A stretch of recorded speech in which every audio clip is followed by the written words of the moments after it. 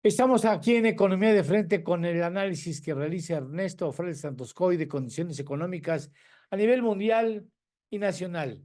Así es que, si le parece bien a usted, iniciamos.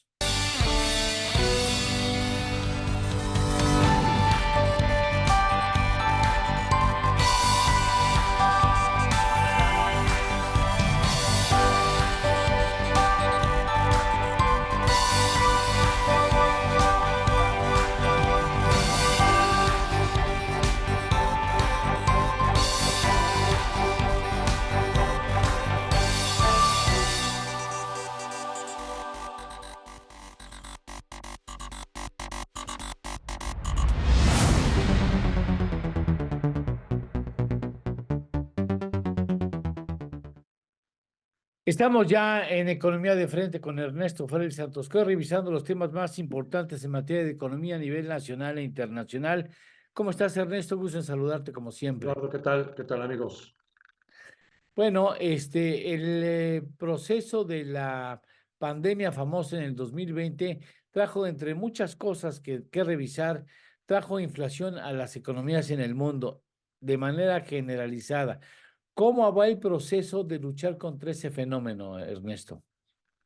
Bueno, hasta hace algunos meses se veía que estaba respondiendo bien el fenómeno de la inflación en todo el mundo, ¿eh?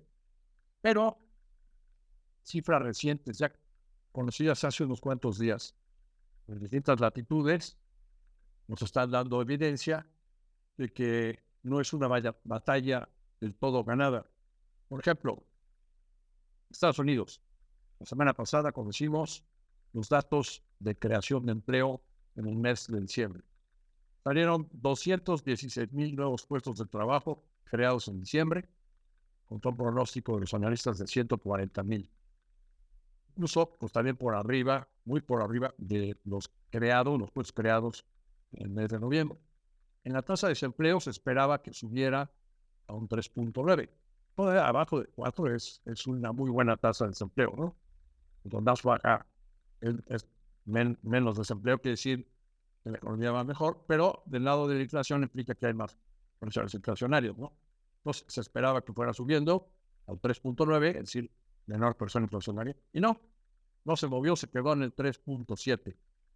Y los salarios crecieron todavía al 4.1% anual, es más del doble de la meta de inflación. En pocas palabras, hay presiones de costos laborales en la Unión Americana que van a mantener la inflación elevada del lado de los costos, ¿no?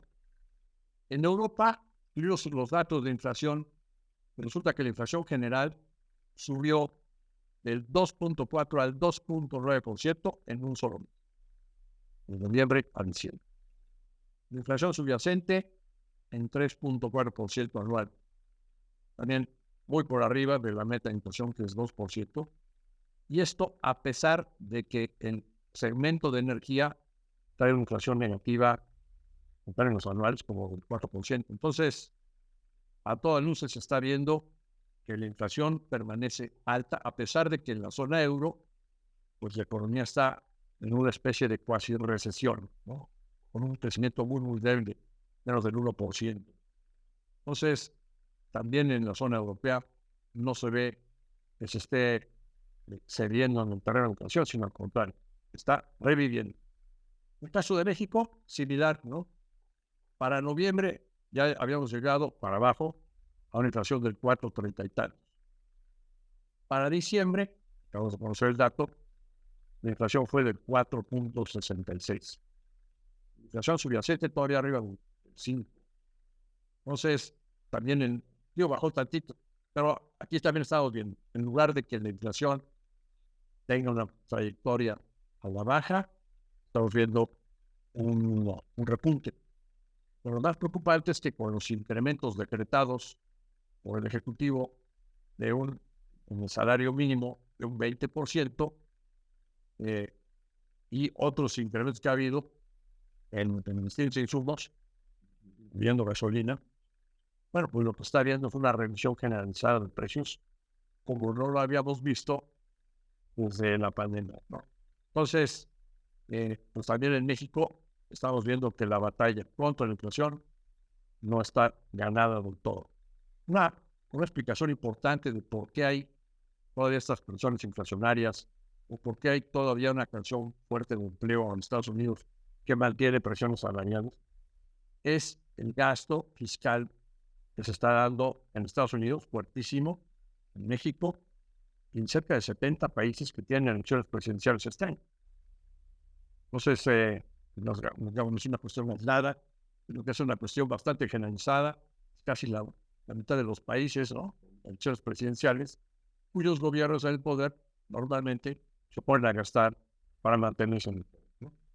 Ya, perfecto. Entonces, la vieja idea, y solamente para rematar esta parte, la vieja idea de que un aterrizaje suave y que iban a propiciar o iban a provocar intencionalmente una leve recesión en la economía de Estados Unidos, ya podemos darla por terminada el asunto, el tema.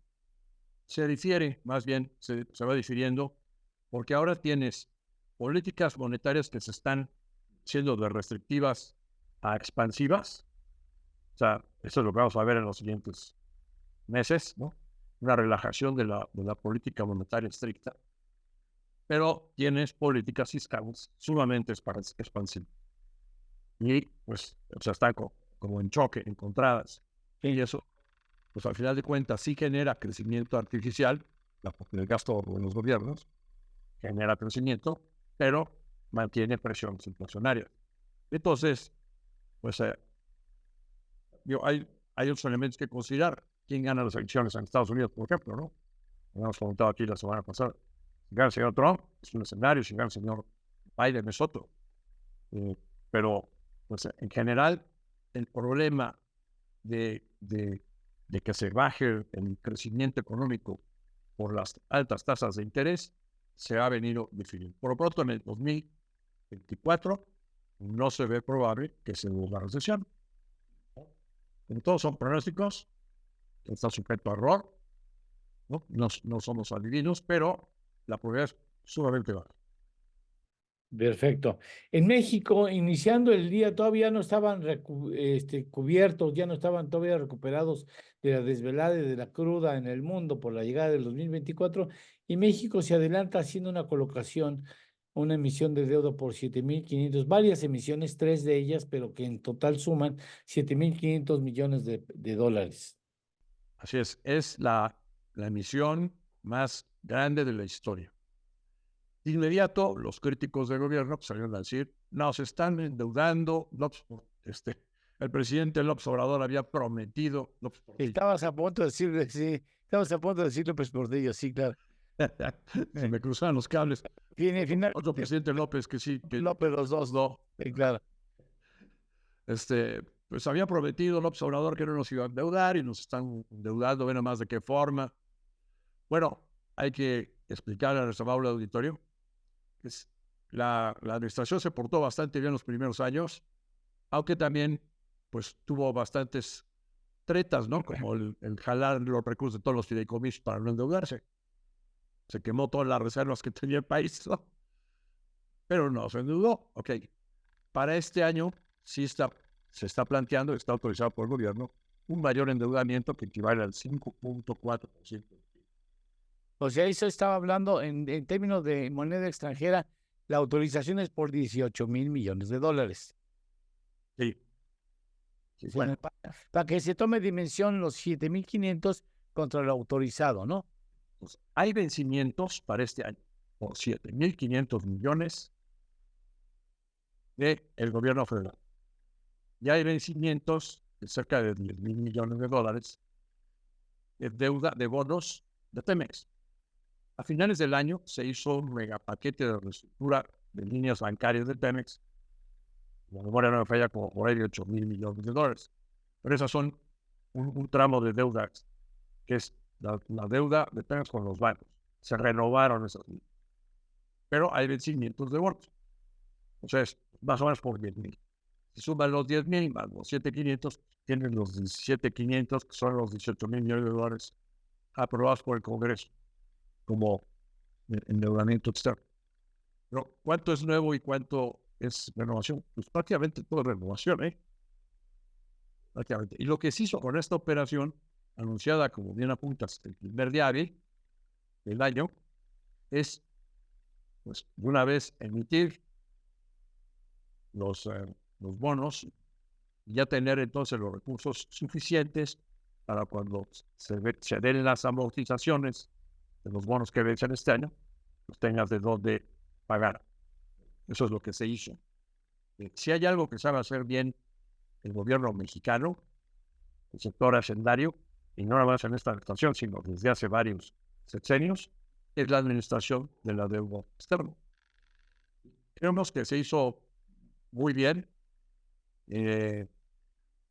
incluso pues, hubo sobredemanda, ¿no? Es una por 1,000 millones, otra por a 3 años, ¿no? Otra a 12 años por cerca de 4,000, 5,000 millones, y otra de 2,000 millones a 30 años, ¿no? Entonces, se está mejorando el perfil de vencimientos de la deuda soberana del país. O sea, hay más plazo y pues se está consiguiendo a costos muy competitivos. No son los costos que traíamos antes, porque con la pandemia las tasas se bajaron al cero, en dólares, ¿no? Pero son bastante competitivas. Y pues básicamente ya resolvimos los vencimientos de la deuda del gobierno federal. Falta resolver los vencimientos de la deuda de bonos de Pemex. No hay nada todavía al respecto. Y adicionalmente, hay que recordar a nuestro amable auditorio que Pemex debe 18,000 millones de dólares a proveedores con vencimiento ya vencidos pues ya hace más de 6 meses, y ahí sí la cosa que arde. Dicen que ese es un problema que puede ocasionar revisión de la calificación de la deuda soberana, ¿es correcto? Fíjate, los proveedores ya están en el plan de, oye, ya no te puedo aceptar más órdenes de trabajo. Los grandes contratistas de Pemex, de los cuales depende Pemex para la producción de petróleo. Pues, si se cae la producción de petróleo, en 3 meses se puede desplomar, y en 3 meses te está quitando la calificación de la inversión, los calificadores. Tanto, o sea, quiere decir que a quien le debe ya no le quieren trabajar a Pemex. Ya no, porque no les pagan. Pero cuando te digo que son ya vencidos 6 meses, es que una vez que terminaste una orden de trabajo por contrato, ¿no? Ya reclamas el pago, presentas tu solicitud de pago. No facturas porque, ¿para qué facturas si ya sabes que no te van a pagar, ¿no? Sí, claro. Entonces, así funcionan los contratistas. Entonces, presentas su reclamación de pago, después de todo un proceso de verificación que sí se cumplió en tiempo y en calidad, etcétera. Ya Pemex, con varios filtros, ¿no? Varias áreas, emite un certificado donde dice, ya te voy a pagar. Lo emite a 60 días. Entonces, 60 días te pago. Bueno, ese es el vencimiento. 6 meses después, no les han pagado. Qué barbaridad. Pero los contratistas luego contratan a otras empresas y Claro. les están pagando. ¿Hay alguna idea? Perdóname porque tengo esta pregunta, porque son datos que ciertamente no circulan con facilidad, ni se saben, ni tienes por qué tenerlos en la memoria, pero ¿hay alguna idea del número de empresas que están involucradas en esta deuda no pagada a proveedores por parte de Pemex? ¿Alguna idea entre aproximadamente cuántas No, empresas? no lo tengo, pero son empresas grandotas, medianas y pequeñas. Pues sí, porque es una cadena. Una cadena, así es. O sea, por un lado, Pemex contrata directamente a grandes, pequeñas y medianas. Pero es así, claro. Pero por otro lado, estas empresas que son contratadas por Pemex, a su vez, subcontratan servicios de otras. O sea, habrá indudablemente, habrá extranjeras, indudablemente. Las más grandotas son extranjeras, están asociadas en una asociación que se llama MESPAC. Y bueno, hay casos patéticos, ¿no? Empresas como Schlumberger le deben más de 1,100 millones de dólares. Uf, En noviembre, por ejemplo, le habían prometido un pago de 11 millones. no, bueno. ¿Sabes qué? No se los pagaron. Eso Ya en diciembre ya les pagaron algo a estas empresas. Bueno, pero ¿sabes junio. qué? Es que eso puede ocasionar la quiebra de esas empresas, ¿eh? Bueno, estas empresas son globales. Tienen clientes en todo el mundo. Sí, de pero todas maneras. reportan sus estados financieros a las bolsas internacionales, a la bolsa de Nueva York, etc. Y en los estados financieros sí tienen que revelar que hay una empresa en México, quizás no mencionen el nombre, que les debe 1,000 millones, 1,300, ¿no? Que tiene 6 meses de atraso que no paga. No, qué barbaridad. Bueno, pues eso le puede costar muy caro a Pemex, ¿eh? A su vez, Pemex tiene emitidos bonos en los mercados internacionales y también reporta los estados financieros a la Bolsa de Nueva York y va a tener que reportar estos 18,000 millones de dólares que se deben y que están atrasados. Imagínate, para que dimensionemos, si quisiera pagarle a deudas vencidas de proveedores, tendría que hacer más de 2 colocaciones como las que ya hizo a principios de este año el gobierno federal. O sea, tendría que hacerse al menos 2 y aún así quedaría un remanente sin cumplimiento, ¿no? Así es. Y no hay comunicación entre Hacienda y Pemex. O sea, Pemex depende de Hacienda para poder cumplir sus compromisos. Pues Hacienda solo le pone el dinero suficiente para pagar bonos, pero no le ha puesto dinero para esta parte de proveedores. Por eso se ha ido creciendo y creciendo. Pemex pierde cerca de $30 por barril en refinación. Y todo el plan de negocios es a invertir en tener más capacidad de refinación y no invertir en exploración de crudo, donde está el verdadero y gran negocio. Entonces hay unas pérdidas tremendas en Pemex, un modelo de negocio que no tiene ni pies ni cabeza, porque cuando ya esté lista toda la capacidad reconformada de las no tendremos refinerías, petróleo. vamos a tener que importar petróleo. Entonces, ¿cuál es soberanía, güey? O sea, ni pies ni cabeza. Qué pena, De qué risa. vergüenza.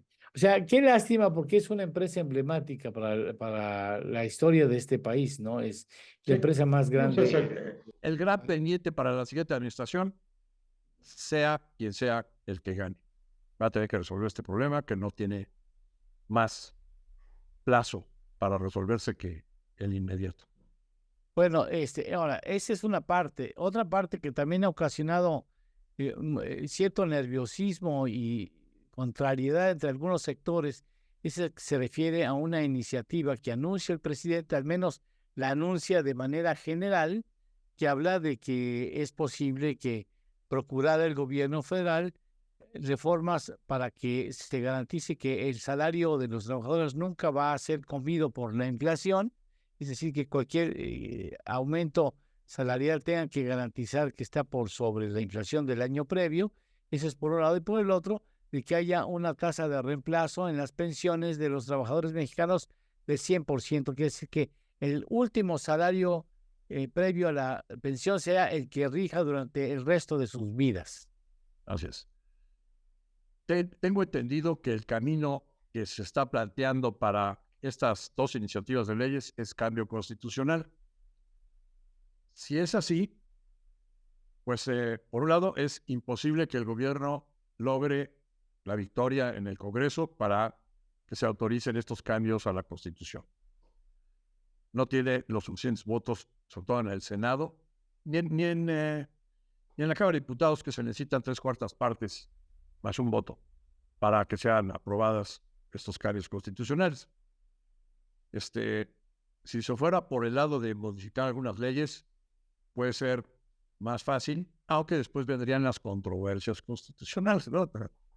La oposición levantaría los amparos. Veamos los dos casos. Primero, el del salario. Bueno, de hecho, desde Peña Nieto empezó a incrementarse el salario mínimo por arriba de la inflación. La verdad es que se abusó en los sexenios anteriores, desde el año 82 hasta el de Peña Nieto, en que los salarios se quedaron, el salario mínimo sobre todo, súper rezagado en relación a la inflación. Entonces, pues se calcula que cayó el 70% de la capacidad adquisitiva en relación al año 82 del salario mínimo. Bien. Entonces, se ha venido incrementando año con año por arriba de inflación el salario mínimo. En este sexenio pues, ha sido récord ese incremento y pues todavía no se logra la ambiciosa meta de que se puedan comprar 2 canastas básicas con el salario mínimo. Todavía no se logra, pero pues todavía se dio un incremento de 20% este año, muy por arriba de la inflación. Incluso, pues comentamos, esto está generando inflación adicional en México. Si se cambia por el lado de leyes, pues la verdad es que lo que va a suceder es que va a ser cada vez más difícil que las empresas puedan contratar más gente. Hay que recordar que a las empresas se les quitó el outsourcing. No se les quitó, bueno, se les agregaron más pagos por la cuestión de vacación. Luego, la carga de las cuentas individuales y de las porciones al IMSS, pues también se le recargó totalmente al empresario y no un cacho al gobierno, un cacho a los trabajadores, porque se supone que la seguridad social es tripartita. Todo se le fue, todo se le cargó al empresario. Tradicionalmente, el empresario no puede deducir más allá del 53% en las prestaciones. Entonces, realmente estás haciendo muy difícil que la economía pueda generar empleos formales, y tienes como resultado que pues, casi el 60% de la población económicamente activa está en la economía informal. Veamos el otro caso. ¿Qué pasa si se cambia la Constitución? No se va a cambiar para pensiones, pero si se cambian las leyes, pues hay varias alternativas. Una que se está pensando es simplemente que el Estado mexicano absorba la diferencia entre lo que van a dar las cuentas individuales y el pago que se tendrá que hacer para que el reemplazo de una pensión contra el salario último que se tenía sea del 100%. Hay que explicarle a nuestro amable auditorio. Como estaba originalmente la cuestión del SAR desde el año 97 hasta todavía el año pasado, la tasa de reemplazo estimada no daba ni el 30%, porque la cantidad que se estaba ahorrando es aproximadamente 6,5% del salario, incluyendo lo que se va al Infonavit. Entonces, se hace una reforma en el año 2021 para que a partir de este año los empresarios están empezando a incrementar las aportaciones individuales a los trabajadores y se va a seguir esto hasta el 2030 para llegar a una aportación sobre el salario del 15%. O sea, desde el 6, medio hasta el 15%. Ok. Con este 15, cuando ya esté en vigor, de 2030 en adelante, los trabajadores que empiecen a contratarse después del 2030 pudieran aspirar a una tasa de reemplazo de hasta 70%. Bueno, para tener una tasa de reemplazo del 100%, tendrías que quitarle a los trabajadores para que ahorren 30% del salario. Si lo que dan las matemáticas, no hay otra. Durante toda su vida laboral. Toda su vida laboral. ¿Lo van a aceptar? No, bueno, no es posible. No vives. Sí. ¿Van a obligar a que los empresarios no aporten? Tampoco. Matas a la empresa. Pues sí. Se van todos a la economía informal. Sí. Entonces, me parece que al final esto es una jugada simplemente política. El presidente va a aparecer ante el pueblo de México como el que ha propiciado la justicia laboral en nuestro país, mandando estas iniciativas para que el salario siempre crezca por arriba de la inflación y para que las pensiones se conviertan en el 100% del último salario, pero la oposición maligna no lo permite. Exactamente. Voten por Morena. Voten por Morena, pero voten por el carro completo. Porque si quieren los cambios, muy importante lo que acabas de decir, claro. Si quieren que estos cambios avancen, se aprueben. Carro completo. Ya escucharemos a la señora Sheinbaum, ¿no? Decirlo en su campaña. Y al presidente, en su campaña. Y al presidente en todas las mañaneras. Tienen que votar por todos los diputados, senadores de Morena, porque si no, estas reformas no van a avanzar. Claro, por supuesto. Sí, y entonces vendrán otros cambios, pero bueno, en fin. Si lograran los cambios constitucionales, también de inmediato le quitan la calificación de grado de inversión a México. Sí. Sí, o sea. El golpe a las finanzas públicas sería brutal. Brutal, sí. Bueno, Ernesto, ha llegado el momento de decir adiós. Muchas gracias por tu participación en este programa. Al contrario, gracias a ti y a nuestro amable auditorio. Vale. Un abrazo. Un abrazo. Hasta la próxima semana. Hasta luego.